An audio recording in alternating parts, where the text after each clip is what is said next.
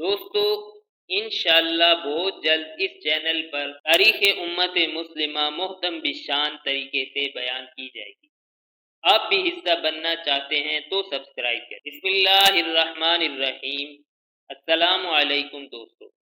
صدیق اکبر رضی اللہ عنہ کو رسول پاک صلی اللہ علیہ وسلم کے بعد جو مقام اور مرتبہ حاصل ہوا، اس میں ان کے جن کمالات کو دخل ہے، ان میں سب سے بڑی صفت ان کی مسابقت الی الایمان، اللہ اور رسول کی کمال محبت، فنائیت در توحید، معرفت باری تعالی میں تعمق اور گہرائی جیسے اوصاف ہیں، اور ان جیسے کمالات نے ان کو جہاں خلافت ظاہری یعنی حکومت و سلطنت تک پہنچایا، وہیں دینی امامت، دینی مرجعیت اور مقتدائیت عطا فرمائی۔ اس کا نام خلافت راشدہ ہے، یعنی خلیفہ راشد وہ ہوتا ہے جو ایک طرف حکومت و سلطنت کے ظاہری انتظامات کرتا ہے تو دوسری طرف دینی روحانی کمالات میں بھی لوگوں کی رہنمائی کا فریضہ انجام دیتا ہے، جس کی سند زبان رسالت سے ان کو حاصل ہوئی۔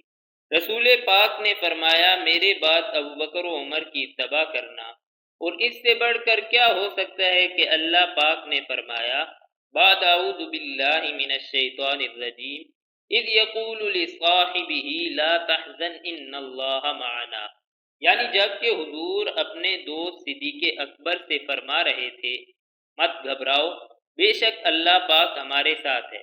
اس میں حضرت صدیق اکبر کی بہت بڑی فضیلت بیان کی گئی ہے۔ ان فضائل و کمالات نے آپ کو اس مقام پر پہنچایا کہ تمام امت کا اس بات پر اتفاق ہو گیا کہ رسول پاک کے بعد آپ سب سے افضل اور صاحب کمال انسان تھے۔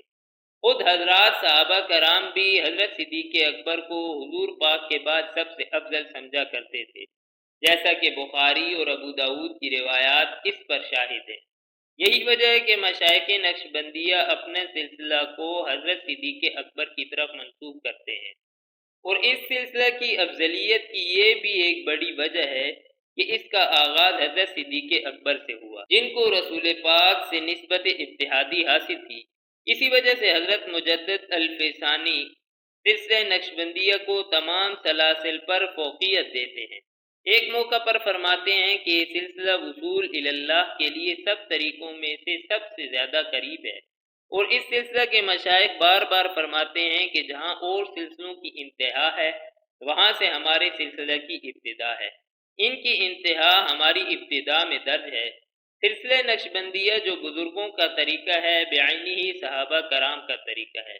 حضرت مجدد الفسانی فرماتے ہیں، حضرت خواجہ نقشبندی نے فرمایا کہ ہمارا طریقہ سب طریقوں سے اقرب ہے، اور فرمایا کہ حق تعالیٰ سے میں نے ایسا طریقہ طلب کیا جو بے شک موصل ہو، اور آپ کی یہ التجا قبول ہو گئی۔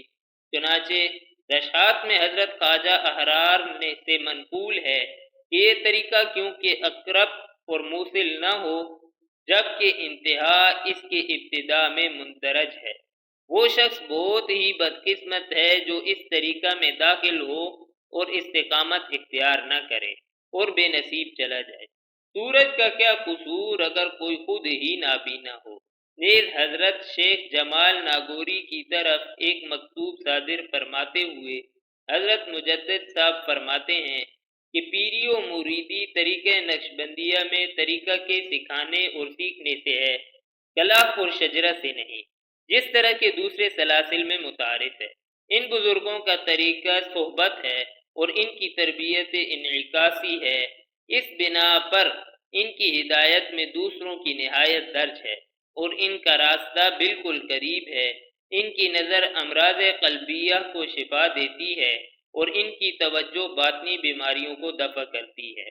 مزید بصیرت پیدا کرنے کے لیے حضرت مجدد صاحب قدس سرہ کا ایک اور مکتوب مبارک ملاحظہ فرمائیے، جو آپ نے اپنے دادا پیر حضرت خواجہ امکنگی کے صاحبزادے خواجہ محمد قاسم کو تحریر فرمایا۔ حضرت لکھتے ہیں، مخدوم زادہ کو معلوم ہونا چاہیے کہ اس بلند طریقہ کی بلندی اور طبقہ نقشبندیہ کی رفعت التزام سنت اور بدعت سے اجتناب کے باعث ہے۔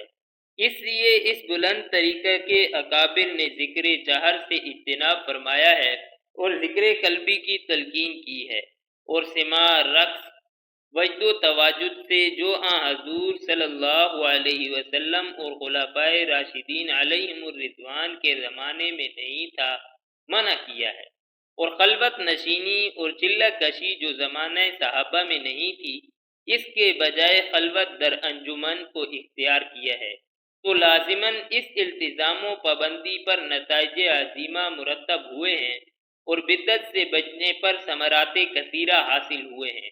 اسی بنا پر یہ بات ہے کہ دوسروں کی نہایت ان کی ہدایت میں درج ہے اور ان کی نسبت دوسروں کی نسبتوں سے فائق و اعلیٰ ہے۔